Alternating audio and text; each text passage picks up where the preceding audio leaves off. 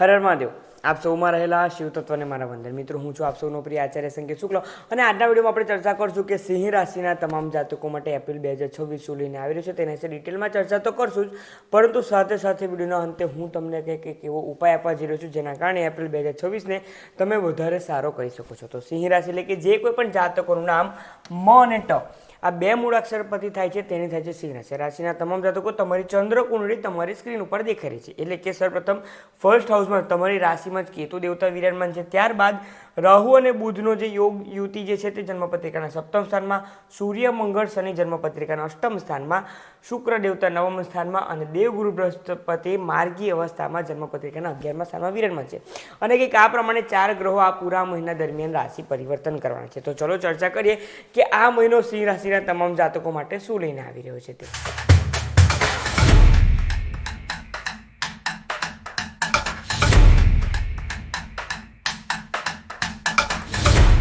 તો સિંહ રાશિના તમામ જાતકો સર્વપ્રથમ ચર્ચા કરીએ તમારા સ્વાસ્થ્ય બાબતે। ફર્સ્ટ હાઉસમાં વિરાજમાન છે કેતુ દેવતા અને તમારી રાશિના સ્વામી વિરાજમાન છે જન્મપત્રિકાના અષ્ટમ સ્થાનમાં, જે બતાવી રહ્યું છે કે આ મહિનાની શરૂઆતથી જાણે થકાન અને સ્ટ્રેસ વધારે રહી રહ્યા છે તે પ્રમાણે સંજોગો બની રહ્યા છે।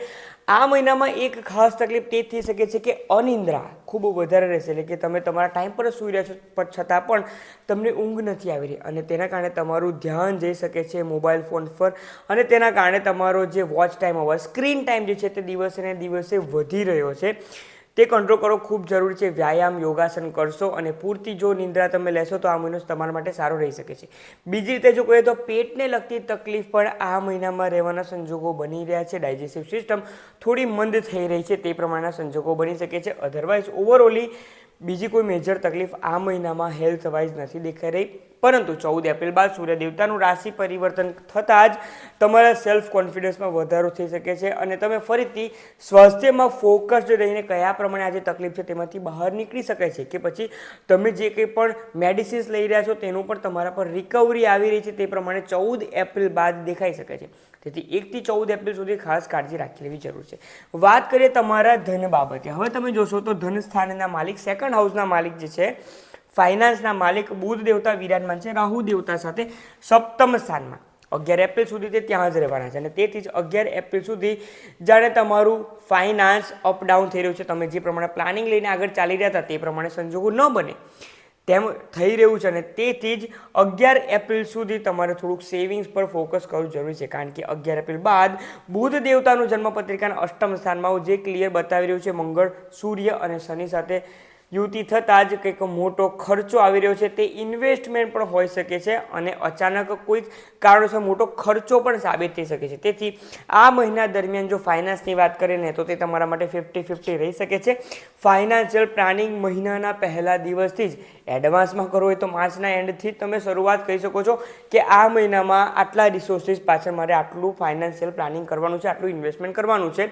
નહીંતર જે પ્રમાણેનો મહિનામાં ખર્ચો આવી શકે છે, નાના નાના ખર્ચા પણ દરરોજના જે 500-1000 રૂપિયાના ખર્ચા છે ને તે પણ મહિનાના અંતે ખૂબ વધી શકે છે।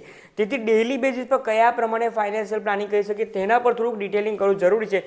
જો તે કરશો તો ફાઇનાન્શિયલી આ મહિનો તમારા માટે તમે પ્રોપરલી તમે એને પ્લાન કરી શકશો। અધરવાઇઝ આ મહિનામાં આવક કરતાં જાવક વધી રહી છે, બમણી થઈ રહી છે તેવા સંજોગો બની શકે છે। તેથી જ આ મહિનામાં ફાઇનાન્શિયલ કાળજી રાખવાની છે। બીજી રીતે જો કહીએ તો તમારા ફેમિલીનો હાઉસ પણ છે, તો તમારા ફેમિલીમાં પણ તમારા કારણે કંઈક કલહ-કલેશનું વાતાવરણ ન થઈ જાય, તમારા દ્વારા કંઈક બોલવામાં આવે ને સામેવાળા વ્યક્તિ તેને ખરાબ રીતે કે ખોટી રીતે ઇન્ટરપ્રિટેશન કરી નાખે અને ત્યારબાદ બધો જ દોષનો ટોપલો તમારા માથે ન આવી જાય ને તે પણ કાળજી રાખવાની છે। જો ફેમિલીમાં કંઈક વાતાવરણ બગડી રહ્યું છે તો તેમાં તમારું નામ ના આવી જાય કે તમારા કારણે જ આવું થયું છે। તેથી તમારે તમારા માન સન્માનને આ મહિનામાં ખૂબ જ સાચવવાની જરૂરત છે ફેમિલી પર્સપેક્ટિવથી। વાત કરીએ તમારા સંતાન બાબતે।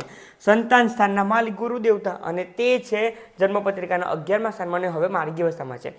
જો તમારા સંતાનનું કંઈક સ્વાસ્થ્ય બાબતે તકલીફ હતી, સંતાનની એજ્યુકેશનમાં તકલીફ હતી, સંતાનના કોઈ પણ એડમિશન બાબતે પણ તકલીફ હતી, કોઈ તેની એક્ઝામ છે, તમામ બાબતે આ મહિનો ઘણો સારો રહી શકે છે, કારણ કે ગુરુ દેવતા માર્ગી અવસ્થામાં જે દ્રષ્ટિ કરી રહ્યા છે જેના કારણે તમને ઘણો લાભ થઈ શકે છે। સંતાન બાબતે કોઈ જ ચિંતા કરવાની જરૂરત નથી, ક્લિયર વર્ડમાં કહું છું। હવે જે કોઈ પણ વિદ્યાર્થી વર્ગ છે અને મિથુન રાશિના જાતકો છે તેને પણ કહીશ કે આ મહિનો તમારા માટે બાઉન્સ બેક કરવાનો છે। અત્યાર સુધી જે કંઈ તૈયારી નથી થઈ તમારાથી તે તમામ તૈયારી પૂર્ણ કરીને ત્યારબાદ તમે જો આગળ વધશો તો આ મહિનો તમારા માટે બેસ્ટ છે. આવનારા ટર્મ માટે પણ જો અત્યારથી પ્લાનિંગ કરવું હોય તો તમે કરી શકો છો. ગુરુ દેવતા એપ્રિલ, મે, જૂન આવનારા 3 મહિના સુધી આ સ્થાનમાં રહેવાના છે. તેથી જો તમે કોઈ કોમ્પિટિટિવ એક્ઝામ જેમ કે ગુજકેટ છે કે નીટ છે, કોઈ પણ પ્રમાણેની છે એવી એક્ઝામ કે જે તમારું ફ્યુચર ડિસાઇડ કરી શકે છે, તે તમામ બાબતે આ મહિનો ઘણો સારો રહી શકે છે. તમારા દ્વારા કરવામાં આવેલી મહેનત, તમારા દ્વારા આપવામાં આવેલી એક્ઝામમાં ઘણું સારું ફળ મળી શકે છે. સેમ વેમાં મિથુન રાશિના જાતકો, તમારા સંતાનની પણ જો કોઈ એક્ઝામ છે તો તેને પણ તે પ્રમાણે લાભ મળી શકે છે. વાત કરીએ તમારા ડેઇલી ઇન્કમ બાબતે. 6ઠ્ઠું સ્થાન જે છે તે તમારા નોકરી કે તમારે ડેઇલી ઇન્કમને પણ રિપ્રેઝન્ટ કરે છે. અને 6ઠ્ઠા સ્થાનના માલિક શનિ દેવતા વિરાજમાન છે 8મ સ્થાનમાં, જેના માટે ઓલરેડી કહી ચૂક્યો છું કે અચાનક કોઈક મોટો ખર્ચો આવી શકે છે. તેથી જ કહું છું ફાઇનાન્શિયલ પ્લાનિંગ બનાવવું જરૂરી છે. ડેઇલી બેઝિસ પર ફાઇનાન્શિયલ પ્લાનિંગ આ મહિનામાં કરવું જ પડશે. તે વાત મગજમાં ગાંઠ બાંધીને તમારે ચાલવું જોઈએ. ફક્ત ફાઇનાન્સનું સાચવવાનું છે, તે જો સાચવશો તો ઘણું સારું છે. હવે તમે જોશો તો રાહુ અને બુધ જન્મપત્રિકાના 7મ સ્થાનમાં. 7મ સ્થાન એટલે કે જો તમારા લગ્ન જીવન બાબતે વાત કરે ને તો એક રીતે કોઈક ને કોઈક કારણોસર મિસઅન્ડરસ્ટેન્ડિંગ તમારા પાત્ર સાથે ખાસ થઈ રહી છે. તમારા શબ્દો પર ખાસ તમારે કાળજી રાખવી પડશે. બુધ દેવતા ત્યાં જ વિરાજમાન છે 7મ સ્થાનમાં 11 એપ્રિલ સુધી. 11 એપ્રિલ સુધીમાં તમારા લાઈફ પાર્ટનરને તેવા કંઈક શબ્દ ન બોલી દેવાય જેના કારણે પૂરા મહિના દરમિયાન તે ત્યારબાદ તમારા બે વચ્ચેના ઝઘડા વધ્યા કરે. તેથી જ કહું છું આ મહિનામાં કોઈ ઓવર પ્રોમિસ નથી કરવાની, કે જો તમારાથી ભૂલ થાય તો તમે સોરી કહીને પણ વાતને પતાવશો તેટલું જ વધારે સારું છે. અધરવાઇઝ રાહુનું જે બુધ દેવતા પર ઇન્ફ્લુઅન્સ છે તે તમારી વાણી પર જ સૌથી પહેલો વાર કરશે અને તેના કારણે તમારા અને તમારા લાઈફ પાર્ટનર સાથેના જે ઘણા સારા રિલેશન ધીરે ધીરે બિલ્ડઅપ થઈ રહ્યા હતા તેમાં તે તકલીફ પહોંચાડી શકે છે. ફક્ત 11 એપ્રિલ સુધી કાળજી રાખો. ત્યારબાદ બુધ દેવતા 8મ સ્થાનમાં આવતા બધું નોર્મલ થઈ શકે છે. પરંતુ જો 11 એપ્રિલ પહેલાં તમે વાણીનો દુર્વ્યવહાર જો તમે કર્યો છે, ખોટા શબ્દ બોલાઈ ગયા છે, તો તમારે તે સહન કરવું પડશે. તેમાંથી તમને કોઈ જ નહીં બચાવી શકે. તે કાળજી રાખવાની છે. તેથી મૌન રહેશો તેટલું વધારે સારું છે. હવે જોઈએ તો સૂર્ય, મંગળ, શનિ 3 ગ્રહો 8મ સ્થાનમાં છે, આકસ્મિકતાના સ્થાનમાં છે. આ તમારા માટે એક શુભ સંકેત પણ કહી શકું છું અને ખરાબ સંકેત પણ છે. સૂર્ય દેવતા 14 એપ્રિલ બાદ રાશિ પરિવર્તન કરવાના છે, પરંતુ મંગળ અને શનિ તો ત્યાં જ રહેશે અને બુધ દેવતા પણ તેમને જોઈન કરશે, જેના કારણે ક્લિયર બતાવી રહ્યું છે કે આકસ્મિક રીતે કોઈ પણ તમે એવી સંસ્થા સાથે જોડાઈ શકો છો, કોઈ ધાર્મિક સંસ્થા સાથે. ઓકલ્ટ સાયન્સની ફિલ્ડનું પણ જો તમારે કંઈક નોલેજ લેવું હોય, એટલે કે જ્યોતિષ, વાસ્તુ, રેકી, હીલિંગ, યોગાસન, વ્યાયામ, એ તમામ વસ્તુ કહો તો આ મહિનો તેના માટે બેસ્ટ છે. ઘણા સમયથી તમે વિચાર કરી રહ્યા હતા કે કંઈક ડિટેલિંગનું રિસર્ચ વર્ક કર્યું છે તો તે પણ તમારા માટે સારું છે. માસ્ટર્સ ડિગ્રી, PhD માટેનું પણ તમે કોઈ પણ ટોપિક પર ડિટેલમાં જવા માગતા હતા, ઇવન તમે લાસ્ટ મંથના જે તમારા એક્સપાન્સીસ હતા તેમાં પણ કયા પ્રમાણે આ ખર્ચો આવી ગયો તેના વિશે પણ જો ડિટેલિંગમાં જવા માગતા હતા તો તેના માટે આ બેસ્ટ ટાઈમ છે. જે લોકો શેર માર્કેટમાં હોય કે કોઈ પણ રિસર્ચ વર્કમાં હોય તો રિસર્ચ કરશો તેટલું સારું છે. કારણ કે મંગળ અને શનિ જન્મપત્રિકાના 8મ સ્થાનને પૂરા મહિના દરમિયાન એક્ટિવ રાખવાના છે. સૂર્ય દેવતા તો 14 એપ્રિલે રાશિ પરિવર્તન કરી જશે. તેથી આ મહિનો તે પ્રમાણે સારો છે. પરંતુ આ મહિનામાં વાહન વ્યવહારમાં સાચવવું ખૂબ જરૂરી છે. મંગળ કે જે રક્તના કારક છે અને શનિ દેવતા જે તમારા પેશન્સને રિપ્રેઝન્ટ કરે છે, એટલે કે ઉતાવળમાં એટલે કે ઓવર એક્સિલરેટ ન થઈ જાય અને જોબ પર જલ્દી પહોંચવાનું છે કે કામ પર કે ટ્રેન પકડવાની છે તેના કારણે તકલીફ ન થઈ જાય, તે ખાસ કાળજી રાખવી જરૂરી છે. તમારા માટે હું તે જ કહીશ, દુર્ઘટના છે દેરી ભલી. આવું તમે સાંભળ્યું પણ હશે ને તે જ હું તમને કહી રહ્યો છું. મંગળ શનિ છે 8મ સ્થાનમાં, કાળજી રાખજો. તેના પોઝિટિવ પાસા પર જ આપણે આગળ વધવાનું છે, નેગેટિવ પાસાને વધવા નથી દેવાના. વાત કરીએ તમારા ભાગ્ય બાબતે. શુક્ર દેવતા જે છે તે જન્મપત્રિકાના 9મ સ્થાનમાં શુક્ર દેવતા 19 એપ્રિલ સુધી ત્યાં રહેવાના છે અને 14 એપ્રિલ બાદ સૂર્ય દેવતા તેમને જોઈન કરી રહ્યા છે. આ મહિના દરમિયાન ફૂલ કોન્ફિડન્સથી અને ફોકસથી આગળ વધો. ભાગ્યનો સાથ પૂરેપૂરો તમને મળવા જઈ રહ્યો છે.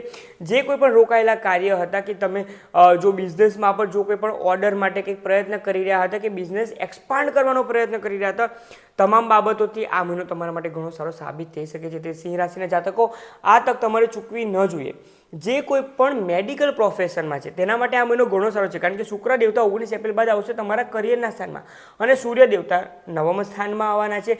તેના કારણે મેડિકલ પ્રોફેશન સાથે જે કોઈ પણ વ્યક્તિ જોડાયેલા છે, એટલે તમારું મેડિકલ સ્ટોર પણ કેમ ના હોય, તમે કમ્પાઉન્ડર પણ કેમ ના હોય, કોઈ પણ રીતે મેડિકલ ફિલ્ડ સાથે, મેડિકલ ફિલ્ડનો બિઝનેસ છે, કંઈ પણ મેડિકલ ફિલ્ડની કોઈ કંપનીમાં તમે જોબ કરી રહ્યા છો તો પણ આ મહિનો તમારા માટે ઘણો સારો છે. સિંહ રાશિના જાતકો તમારું ઇન્ક્રીમેન્ટ, પ્રમોશન, નવો ઓર્ડર, તમામ વસ્તુ ઘણું સારું રહી શકે છે. તેથી જ કહ્યું છે ને કે આવક પણ છે, ઘણી સારી આવક છે, પરંતુ તે જાવક વધી ન જાય ને તે જ તમારે કાળજી રાખવાની છે. તેના માટે હું ઉપાય પણ તમને આપવાનો છું.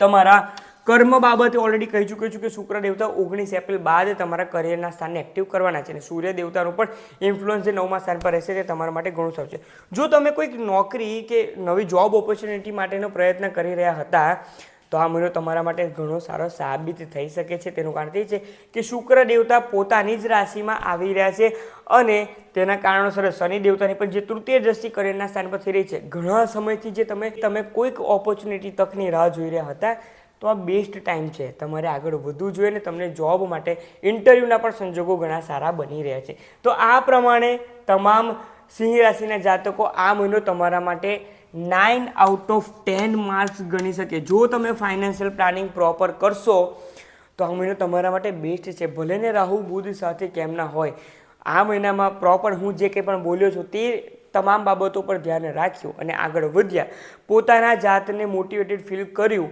અને સાથે સાથે અનિદ્રામાંથી છુટકારો મેળવી લીધો અને તમારા ખાનપાન પર કાળજી રાખી લીધી. તો આ મહિનો તમારા માટે કે તમારી લાઈફને ઘણા મોટા ચેન્જીસ તરફથી લઈ જઈ શકે છે. કેપ્શનમાં તમે જે પ્રમાણે વાંચ્યું હતું હું તે જ કહી રહ્યો છું. તેથી જ કહું છું કે તમામ સિંહ રાશિના જાતકો આ તક તમારે ચૂકવી ન જોઈએ. હવે વાત કરીએ ઉપાય બાબતે. તો ઉપાય બાબતે તે જ કહીશ કે દરેક ગુરુવારે ફક્ત ગૌ માતાને તમે જો કોઈ પણ ઘાસચારો કે રોટલી કે કંઈ પણ તેમને જો ખવડાવવું હોય તો તે તમે આપી શકો છો. તેનાથી તમારા દુર્ભાગ્યનો ઘટાડો અને સૌભાગ્યમાં વધારો થશે. જરૂરથી કહું છું, વિદેશમાં પણ જે છે, જો નજીકમાં જો કોઈ કાવ હાઉસ હોય તો ત્યાં પણ જઈને તમે તે કરી શકો છો. બીજો ડેલી બેસિસ પર ઉપાય આપું તો દરરોજ સવારે એક લોટામાં ચોખ્ખું પાણી લેવાનું છે. તેમાં ઘઉં ભેગા કરો, થોડું અત્તર ભેગું કરો અને થોડુંક ચંદન ભેગું કરો. ત્યારબાદ મંદિરે જઈને મહાદેવ પર અભિષેક કરો. જે લોકો વિદેશમાં છે તે પોતાના ઘરમાં જે શિવલિંગ છે તેના ઉપર મહાદેવ પર અભિષેક કરો. જેના કારણે આ મહિનામાં જે કંઈ પણ તકલીફ છે, જે % પણ જે તકલીફ છે તે તમામ તમારા જીવનમાંથી દૂર થઈ રહી છે તે પ્રમાણના સંજોગો બની શકે છે. તેથી સિંહ રાશિના જાતકો ઘણા સમય બાદ આવો સમય આવ્યો છે તો આ તકનો તમારે ખૂબ લાભ ઉઠાવવો છે. તો જો માહિતી પસંદ આવી હોય તો તમામ સિંહ રાશિના જાતકોના ફ્રેન્ડ્સ અને ફેમિલી ગ્રુપમાં શેર કરો અને માહિતી પસંદ આવે તો ચેનલને સબસ્ક્રાઈબ કરવાનું પણ ન ભૂલશો. આપ સૌમાં રહેલા શિવ તત્વને મારા વંદન. ઓમ નમઃ શિવાય.